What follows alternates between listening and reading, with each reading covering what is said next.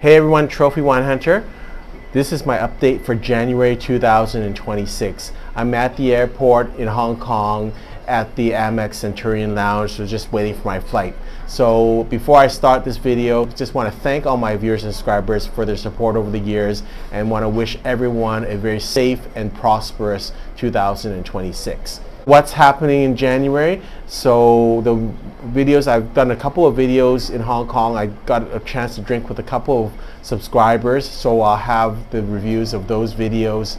And then we're just going to see what happens in the new year. I'm sure when I get back to Vancouver, there's going to be a lot of things that happen. We're going to prepare for Chinese New Year. I'm going to start to do some videos about some of the areas of interest that I have. One of the areas that you'll see is Madeira. I've also just purchased a 1968 vintage Madeira, which we'll drink. And then after that, when I hit my 7,500 subscribers, we're going to drink the 1840, the Rebel. So that'll be kind of an exciting year for that. I do plan to later on in this year travel to Italy. We're going to be going to Chianti Classico and Valpolicella, so I'll probably start to do some introductory videos on those regions as well. Every year I have some areas of preferred drinking, and that's what I'm going to try and do this year. I'm going to try and focus on some of the ones that I've focused on before. So in Bordeaux, it's going to be Pomerol and Margaux, and I'm going to add Saint Estèphe this year. In Italy, it's Barolo and maybe some Brunello this year. And then I will try to do some other regions. In Burgundy, I've been concentrating on Chambord-Musigny. I might actually now this year go to two other regions, Pommard and Clos Vouget. And each time I usually try to do some thoughts about wine. And just in my experience with Hong Kong, I kind of commented that I saw in Hong Kong a lot of off-vintage wines, and Bordeaux particularly. One of the difficulties when you start drinking off-vintage and you're a beginner is you actually don't get the full viewpoint of that wine. And so it's not that, you know, I want to be uppity about things and say you have to drink top vintages of everything, but I think for learning experiences, it's really important to drink what they call standards or classics of that wine. And the example I have is, like, you know, if you're gonna play, let's say, tennis, and you don't see top level tennis and you're just mucking around with your friends and you think that's what tennis is about, then you know you don't really playing tennis. And so that's kind of the example that I have.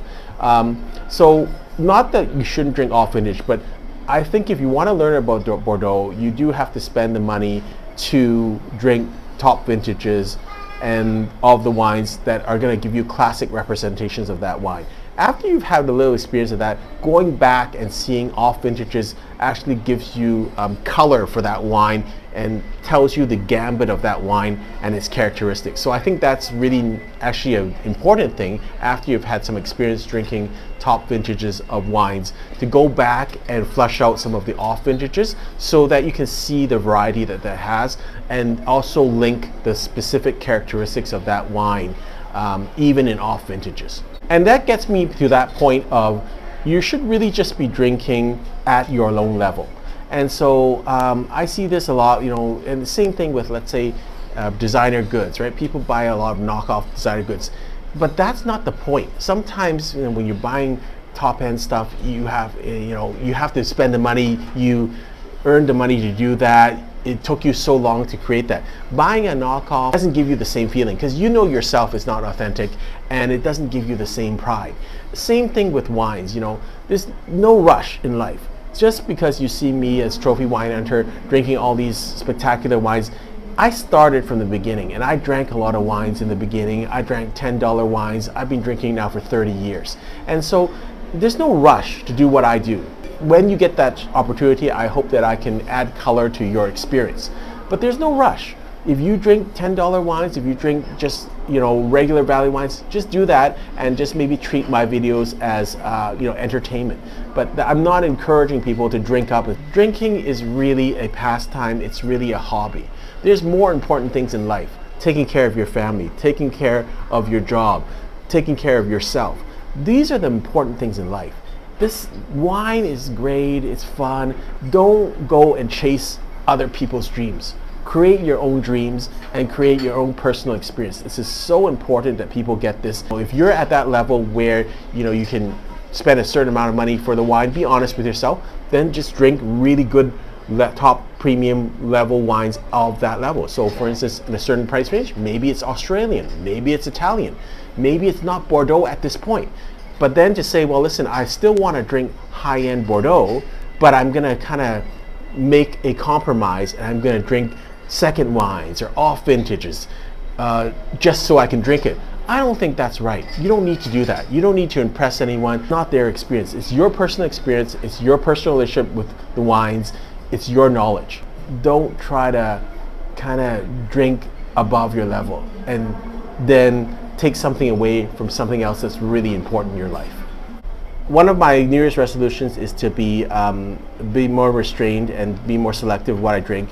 Again, everyone has their own thing. I'm not judging other people, but I'm getting a little bit older, so I have to be more careful with my health and be a bit more choosy about what I drink. Can't drink everything. I'd love to, but I can't. So I'm going to set a goal this year. I'm going to try to drink no more than 250 equivalent glasses of wine, given that each bottle of wine is 5 glasses of wine. So essentially 50 bottles of wine. And that's drinking that will not include tasting where I can spit out and things like that. But I'm going to try and see where that goes. And if that's, I'm going to maybe look at that in mid-year. If that's too high, then maybe I'll try and reduce it even more. But the goal was to continue to reduce this year after year to kind of have some idea. And I don't even know if that's realistic or not realistic. It's good to just know how much wine you actually drink a year. And I'm really going to try and keep some measurements of this, and we'll see how that goes. The rest of this video is going to be what's new and what's on sale in BC liquor stores. And again, I really appreciate all the people that follow me and interact with comments. The comments really keep me going. I really appreciate the comments. They're really, I learn a lot from my viewers and subscribers. And they're always very patient with me and always very polite. Even if I make mistakes, they're always really good about it. So I really appreciate that. Again, I'm not perfect. I'm just I treat myself as a consumer. I don't treat myself as a wine expert or a wine critic. I'm not there just to taste the wines. I'm there to actually enjoy the wines. Hope you enjoy the rest of this video. Here is what's new and on sale at BC liquor stores for the month of January 2026. First wine is the William Favre 2023 Chablis Champ Royal. And this is a great producer of Chablis. William Favre is exceptional. They have various types of them. A lot of them are Premier Cru. So this one is, again, because it's Chablis 100% Chardonnay. 5% is fermented in old wood and the rest in steel. And it's going to give you wonderful citrusy elements, good acidity, and some great minerality. So priced at $47.99, good price for this wine. Next one is the Don Melcher 2021 Cabernet Sauvignon. And this is the #1 wine of Wine Spectator for the year of 2024, 96 points Wine Spectator. Don Melcher had some great vintages, let's say 10 years ago, and I thought they hit their plateau, so now they're kind of coming back again. Although, it's never been that bad, the quality, but I think every winery has peaks and valleys. So I think they had a peak about 10 years ago, dropped a little bit, or maybe just plateaued, and now is again back up at that level where they're producing some really interesting wines. Lots of Cassis, graphite, lots of herbs, very powerful type wine, cocoa finish.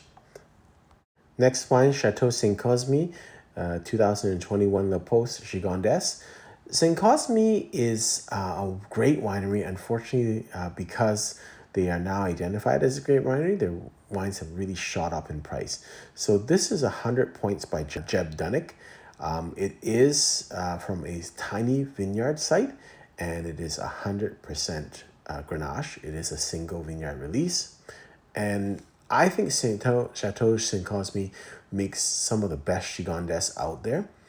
It's actually fairly affordable for the quality. You're going to get a lot of, dark berries, scorched earth, wildflowers. It's going to be full-bodied, lots of tannins, but still smooth. And I think they've done a very good job. It's a very ageable wine also. Next wine, the Jaboulet 2022 Croix Hermitage Domaine de Thalabert. This is one of my favorite wines in terms of the value category. It used to be around $40. Now it's around $69.99. Still, I think, pretty good value because this wine is incredibly ageable. So for the price, it's actually a very, very fine quality wine. You can age Thalabert maybe 20 years. It's very, very nice quality Croix Hermitage. And it's going to have some herbs, some dark cherries, black currants. I think it's quite full-bodied, but it's not doesn't present like a Chateauneuf du Pape. It's not like really, really heavily tannic, but I think it is firm and good structure, really elegant, good acidity, and I think it really is a very good wine, kind of similar to, in terms of quality, to like Penfolds, the 389s or 128s, kind of very always good quality, very solid wine that you're not going to get a lot of surprises with. It's always going to be good quality. This, I really like the price of this. This is the Damilano 2020 Barolo Le Cinq Vin, and it's called Le Cinq Vin because of it's a blend of 5 vineyard sites farmed by Damilano, and these sites are from Brunete, Leste, Cherokee, Canubi, and Rivoli. So lots of good grapes in this wine, and fairly reasonable. The $68.99 for good quality Barolo, I think is quite reasonable. And in addition, you're getting some age on this. 2020, it's a 6-year-old wine. I really like the price on this. I haven't seen this wine before, so I'm going to recommend it. I always look for great producers, and this is a very classic producer of Montepulciano, Poderi Boscarelli. This is their 2020 Vino Nobile de Montepulciano. And it's going to drink really nicely. It's a food wine. It's got a lot of weight, spice, earthiness. Pretty tannic, so it's going to be a classic and balanced expression of Sangiovese from the Montepulciano region. And I think I like this. It's just in compare and contrast to Chianti Classico Sangiovese, which is going to be a little bit more tart and acidic. This is another interesting wine. Sometimes you want like a Nebbiolo grape. You don't want to spend so much as Barolo or Barbaresco. So this is Nebbiolo d'Alba, and the producer is Podera Cola, and it's their 2022 vintage. Beautiful label, $38.99, very affordable. This is a drinking wine, so it's going to be classic Nebbiolo that's going to be able to drink right away. It's still going to be tannic, like Nebbiolo is, but it's going to have a lot of fruit, like red and black fruits, and maybe a little bit of chocolate and a little bit of floral components and herbs. And the last wine I'm going to recommend is from Anami, which is a producer I really like. This is their 2022 Soave Classico Veneti di Carbonara. It's reduced this month from $48.99 to $43.97. The 97 at the end denotes a final sale, so you're not going to get a better price for this. Anami is a Soave Classico specialist. And just as a reminder, Soave is a region. The grape type is a blend, but it's mostly Garganaga grape. And it's not really meant generally for aging, although Anami wines can age for short term. It's got to have a lot of peach, jasmine, white tea, crushed stones. Really great Soave producer that's a little bit more full-bodied than most Soaves. I really like this wine, and you get a discount this month because it's on sale. Hope you've enjoyed this video. Until next time, happy drinking.